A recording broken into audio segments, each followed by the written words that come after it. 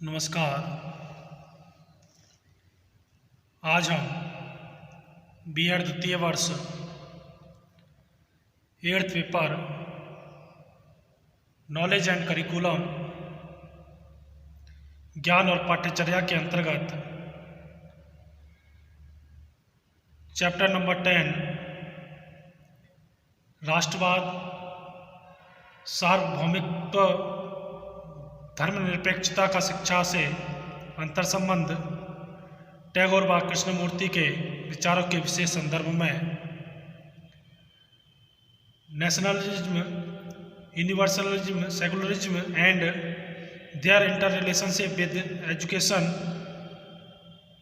with special reference to the ideas of Tagore and Krishnamurti के अंतर्गत राष्ट्रवाद, राष्ट्रीयता की अवधारणा, कंसेप्ट ऑफ नेशनलिज्म का अध्ययन करेंगे। राष्ट्रवाद लोगों के किसी समूह की उस संस्था आस्था का नाम है जिसके तहत वे खुद को साझा इतिहास, परंपरा, भाषा, जातीयता और संस्कृति के आधार पर एकजुट मानते हैं। इन्हीं वेदनों के कारण वे इस निष्कर्ष पर पहुंचते हैं कि उन्हें आत्मनिर्णय के आधार पर एकजुट मानते हैं और अपने राजनीतिक समुदाय अर्थात राष्ट्र की स्थापना करने का आधार मानते हैं। यदि हम विश्व के मानचित्र को उठाकर देखें तो धरती की एक एक इंच जमीन राष्ट्रों की सीमाओं के बीच बटी हुई मिलेगी। राष्ट्रवाद का उदय 18वीं और 19वीं शताब्दी के मध्य यूरोप में हुआ और तभी से ये विचार शक्तिशाली व टिकाऊ बना हुआ है। राष्ट्रीय सीमाओं के भीतर रहने वाले लोगों को अपने अपने राष्ट्र का अस्तित्व स्वाभाविक, प्राचीन, चिरंतन और स्थिर लगता है। इस विचार की ताकत का अंदाजा इस हकीकत से लगाया जा सकता है कि इसके आधार पर बने राष्ट्रीय समुदाय वर्गीय, जातिगत और धार्मिक विभाजनों को लांघ जाते हैं। राष्ट्रवाद के अनुसार यह अपेक्षा की जाती है कि अपने अपने राष्ट्र की सीमाओं में रहने वाले लोग अपने अपने राष्ट्र के प्रति पूरी तरह निष्ठावान रहेंगे। वे राष्ट्र के कानून का पालन करेंगे और उनकी आंतरिक और बाह्य सुरक्षा के लिए अपने प्राणों का बलिदान भी दे देंगे। अंग्रेजों के खिलाफ चलने वाले राष्ट्रवादी आंदोलन के दौरान भी रविन्द्रनाथ टैगोर जैसा महापुरुष भी इस विचार को संदेह की दृष्टि से देखते हैं। वर्तमान समय में राष्ट्रवाद को भारत के संदर्भ में समझना आवश्यक है, क्योंकि भारत इस समय एक ऐसे स्थल पर आकर खड़ा हो गया है जहां व्यक्ति के लिए राष्ट्र से बढ़कर उसका व्यक्तिगत स्वार्थ हो गया है, जहां देश की सुख शांति और वैभव का स्थान सांप्रदायिकता, जातीयता और क्षेत्रीयता ने ले लिया है, जिसके कारण देश की सुख शांति खतरे में पड़ गई है। जिसके साथ ही देश के अंदर राष्ट्रवाद, नेशनलिज्म या राष्ट्रीयता की भावना समाप्त होती जा रही है। देश हित की और भारतवासियों ने मुंह मोड़ लिया है और अपने संकीर्ण हितों व स्वार्थों के प्रति निष्ठावान प्रतीत होते हैं। इन सब के कारण सारे देश में कहीं भूमि और कहीं जल के बंटवारे जैसी छोटी छोटी बातों पर कलह ने जन्म ले लिया है, तो कहीं राज्यों के लिए पूर्ण स्वाधीनता की मांग और अपने अपने धर्म के प्रति अंधभक्ति जैसे अनेक विघटनकारी कारणों ने जन्म ले लिया है, जिसके कारण राष्ट्रीयता की भावना खतरे में पड़ गई है। देश के अंदर राष्ट्रीयता की भावना तभी कायम रहती है जबकि देश के भावी नागरिकों अर्थात विद्यालय में पढ़ने वाले स्टूडेंट के मस्तिष्क के अंदर राष्ट्रीयता की भावना विकसित हो। विद्यार्थियों के अंदर राष्ट्रीयता के महत्व को विभिन्न तरीकों से भरा जाए और यह शिक्षा के द्वारा ही संभव है। यदि हम राष्ट्रवाद के संदर्भ में गांधी व टैगोर के विचारों का विश्लेषण करें तो दोनों में समानता है। एक बार राष्ट्रवाद पर चल रही बहस के क्रम में बोलते हुए गांधी जी ने अपनी बातचीत में कहा, माई नेशनलिज्म इज इंटरनेशनलिज्म, अर्थात राष्ट्रवाद ही गहरा अंतर्राष्ट्रीयवाद है। वहीं दूसरी ओर टैगोर ने भी अपने अंतर्मन के बाद आदर्शों के साथ साथ राष्ट्रीय संस्कारों का सुंदर समायोजन रखते थे। उनका मानना था कि राष्ट्रवाद से प्रतिस्पर्धा की भावना उत्पन्न होती है और प्रतिस्पर्धा संघर्ष का मूल कारण होता है। इसी प्रकार अगर राष्ट्र सिद्धांतों के आधार पर गांधी जी के स्वराज्य का विश्लेषण करें तो स्वराज्य को लेकर उनकी सोच अत्यंत स्पष्ट है। वे स्वराज्य की भावना को सर्वोपरि मानते थे। उनका स्वराज्य भाषा, साहित्य, संस्कृति और समाज सबके लिए था।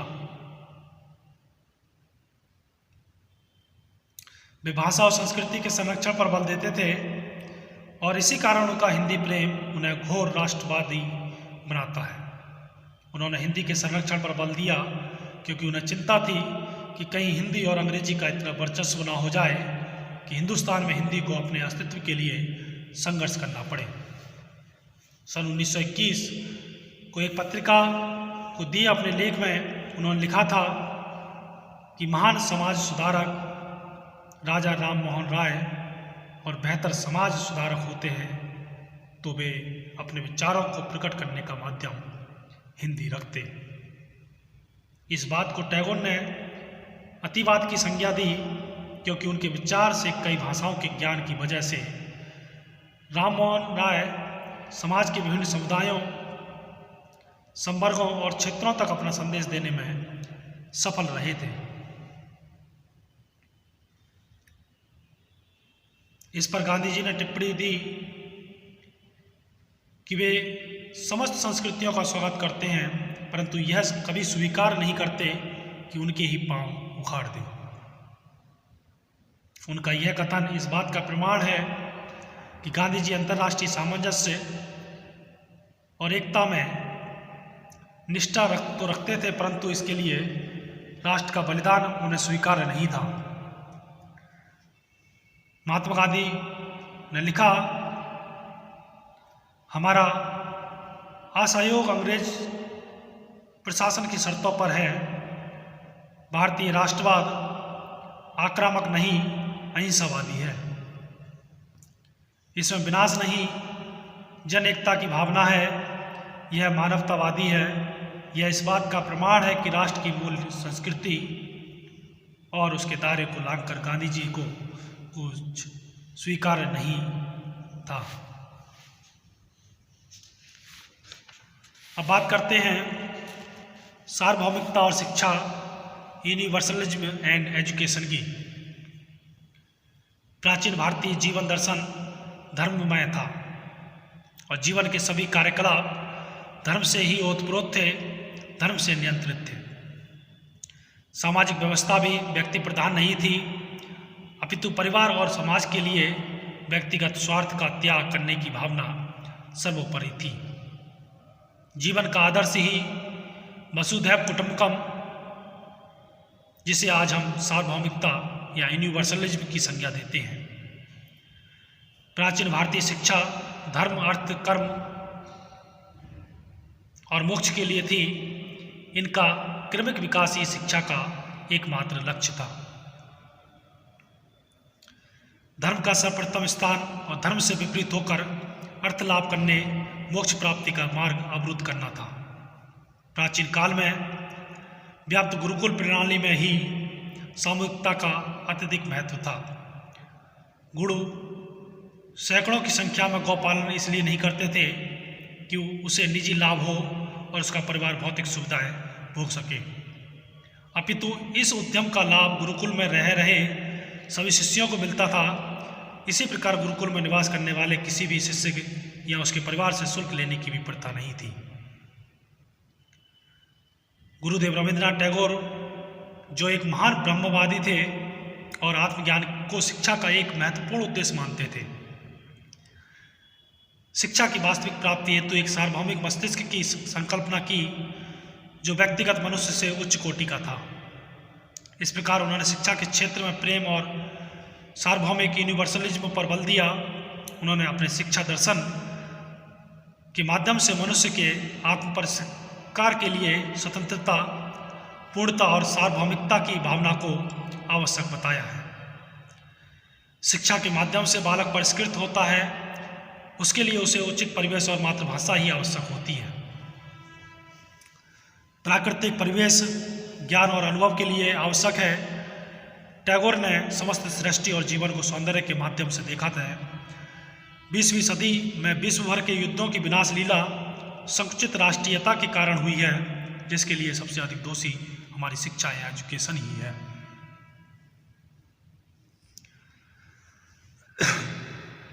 विश्व की एक अर्थव्यवस्था हो, एक भाषा और एक मुद्दा हो। विश्व की शिक्षा का स्वरूप एक हो,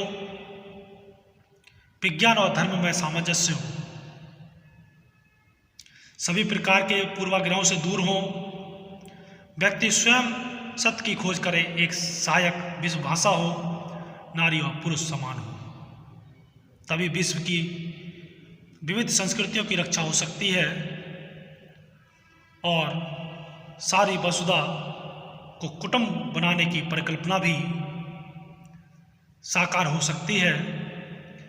तो ये था राष्ट्रवाद की अवधारणा, कॉन्सेप्ट ऑफ नेशनलिज्म और सार्वभौमिकता और शिक्षा, यूनिवर्सलिज्म एंड एजुकेशन। धन्यवाद।